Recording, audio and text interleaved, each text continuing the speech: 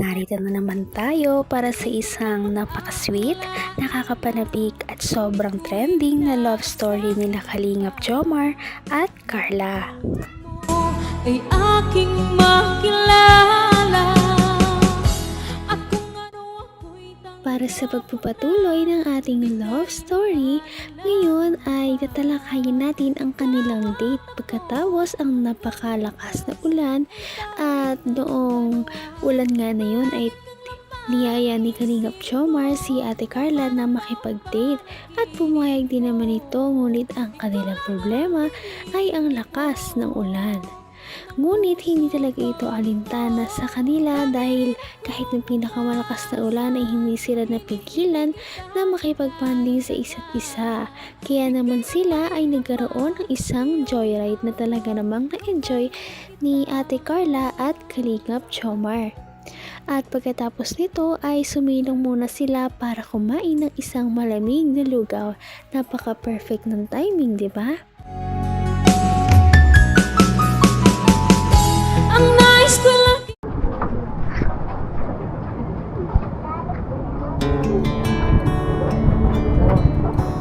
Ito ba magandang ulit?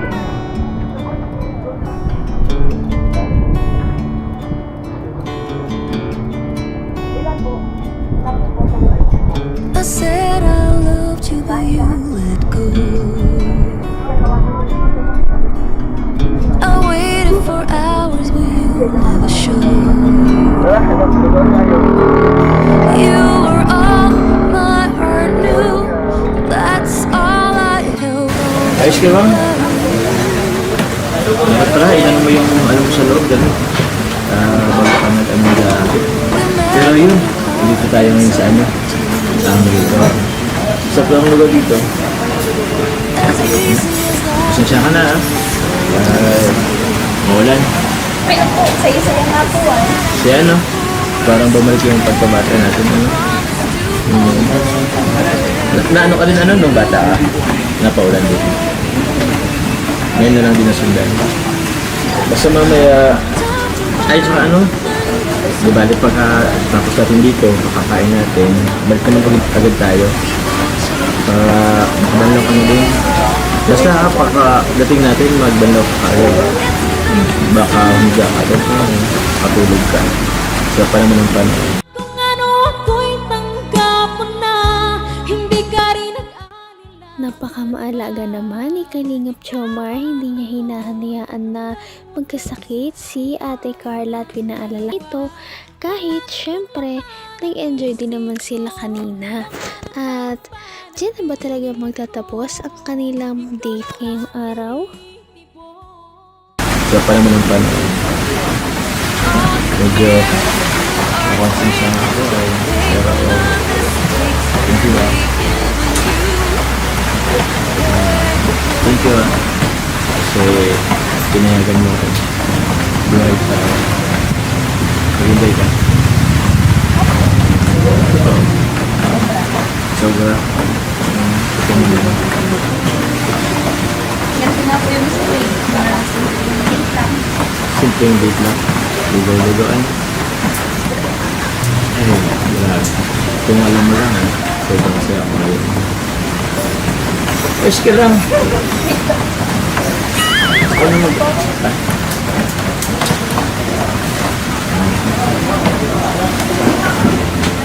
ano ba ito? Hindi ko alam eh alam mo kahit maganda ka ay kahit maganda ka alam mo kahit nabasa ka ang ganda mo pa rin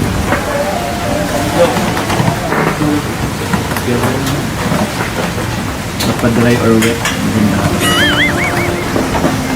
Opo, huwag mo po ako tinigan po. minsan man lang nakita na ano huwag mong alisin yung ano uy hindi pinapala yung order ko thank you lo Naman ang bawat panaginip ko, ikaw lang ang Simpleng date lamang, ngunit hindi lahat ng simple ay pangit dahil ang simpleng date nila ngayon ay sobrang saya na talaga para sa kanilang dalawa. May ulan at nag-joyride pa sila. Ngayon naman ay kakain na sila ng lugaw na libre naman ni Kalingap Jomar. Kahit alin, mas marami ko ng konti.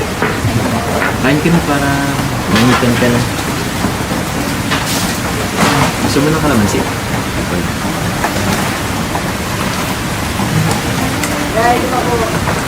Sarap niya ito. Sakto sa panahon. Wait lang. Ito parang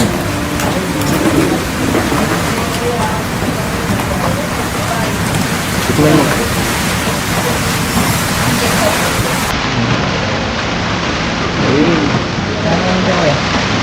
Sarap. Ito bang sarap? May egg tapos may giniling. Gusto mo ba ng kalamansi? Patis. Ako.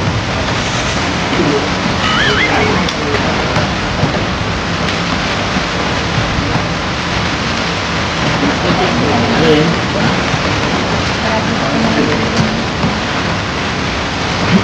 Gusto mo? Teka lang. Kaso, ha? Wala lang. Gusto mo kita katigan.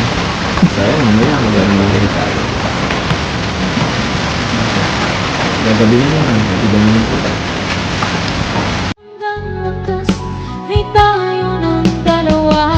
Palagi kang Nakakatuwa naman si Ate Carla dahil dito mo makikita kung gaano talaga siya isang kasimpleng babae na kahit anong ibigay mo sa kanya ay ikakainin niya talaga at wala talaga siyang arte.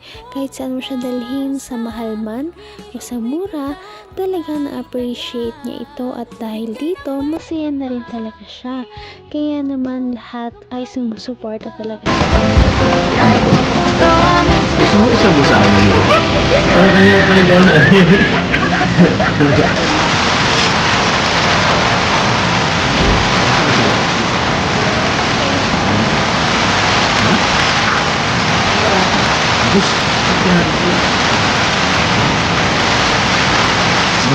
Sarap.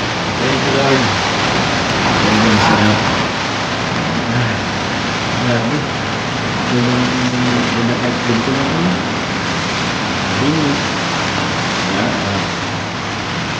Malayo sa yun pa-service. At dito lang. At nasa